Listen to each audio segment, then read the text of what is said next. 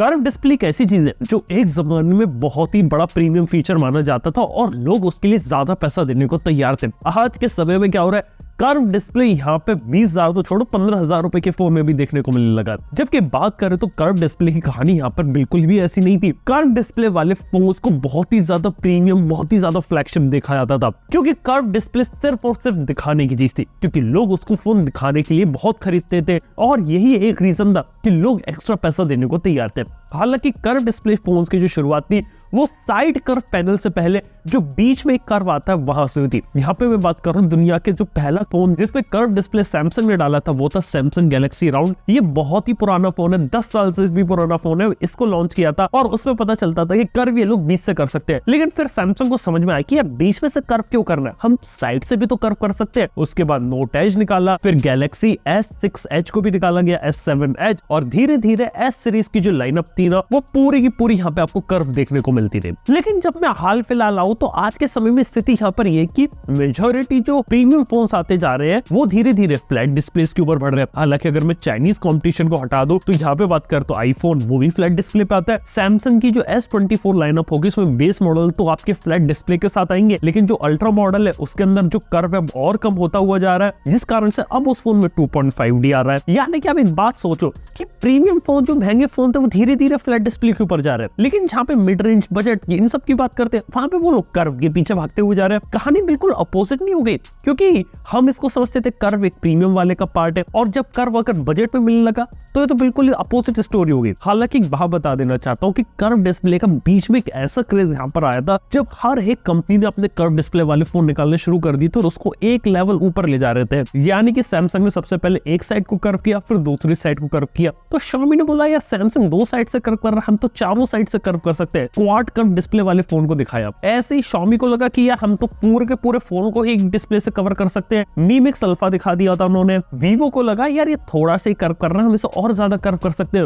Waterfall display लगा दिया। लेकिन ये चीज दिखाने के लिए काफी सही थी, लेकिन प्रैक्टिकली स्मार्टफोन्स में कभी इतनी अपनी जगह बना ही नहीं पाए। सिंपल सी बात है, कर्व डिस्प्ले के फायदा सिर्फ एक है, नुकसान बहुत ज्यादा है। और जो फायदा है पहले वही बता देता हूं। जो फायदा है वो होता है उसके डिजाइन और लुक्स का, क्योंकि इंडिया में ज्यादातर जो लोग हैं वो आज के समय अगर महंगा फोन खरीद रहे हैं तो दिखावे के लिए खरीदते हैं और ये दिखाना चाहते हैं कि उनके फोन में कोई ऐसी चीज है। अब डेफिनेटली ज्यादा पैसा है तो लोग आईफोन लेंगे, लेकिन 25-30,000 35,000 में कर्व डिस्प्ले मिल रहा है तो उनकी प्रायोरिटी बन जाती है। और ऑफलाइन में एक ऐसी चीज है जो कर्व डिस्प्ले में आपको देखने को मिलती है, क्योंकि इससे फोन का उनका डिजाइन और लुक्स बहुत अच्छे लगते हैं। हालांकि बात किया तो सिर्फ यही एक रीजन है कि कर्व डिस्प्ले का, क्योंकि जब लोग आज के समय कर्व डिस्प्ले वाला फोन रखते हैं तो जब जेब से भी निकालते हैं ना तो कई बार दिखाते हैं कि उनका जो साइड है वो यहाँ पे कर्व्ड हो। हालांकि कर्व वाली चीज देखने सुनने में काफी अच्छी लगती है और जब आप वीडियो देखते हैं यहाँ पे तब अच्छा लगता है और एक ट्रू बेजललेस वाला एक्सपीरियंस यहाँ पर देता है।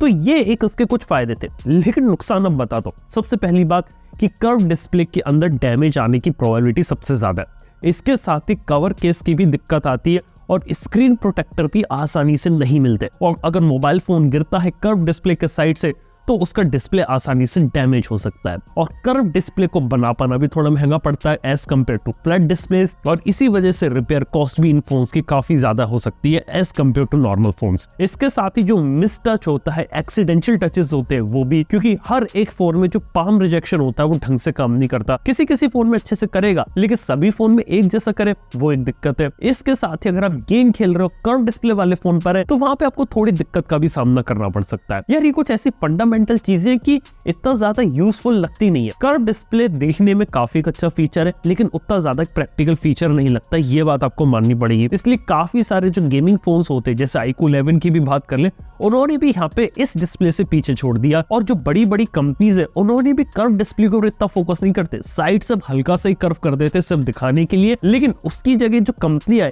ये काम कर रही है डिस्प्ले टेक्नोलॉजी के ऊपर, यानी कि अब अपने फोन के अंदर दिखाते कि इतने निट्स की ब्राइटनेस है, इतने कलर्स को ये लोग सपोर्ट करता है, HDR को सपोर्ट करता है, डॉल्बी विजन को सपोर्ट करता है। इन सब चीजों के ऊपर यहाँ पे इनका फोकस यहाँ पे जा चुका है कि डिस्प्ले पैनल के ऊपर हम लोग काम करते हैं, अब उसको कर्व डिस्क के ऊपर इतना ज्यादा काम नहीं करते। लेकिन वहीं पे देखा जाए तो जब मार्केट की डिमांड रहती है तो सभी की सभी कंपनीज जो रहती है ना सीधे बजट के पीछे भागती है। हालांकि एक बात यहाँ पे समझ में आती है कि जब कोई चीज महंगे में आती है, लिमिटेड फोन में आती है, तो चलो वो एक प्रीमियम रहता है, लेकिन जब वही चीज उठ के सस्ते में लगभग सभी फोन्स के अंदर आने लगे, क्या कर्व डिस्प्ले अभी भी प्रीमियम फीचर कंसिडर होगा, जहाँ पे आपको 15 से 20 हजार के फोन में भी डिस्प्ले देखने को मिल सकता है? इसका आंसर तो यार आप लोग ही बता सकते हो, नीचे कमेंट में जरूर बताना।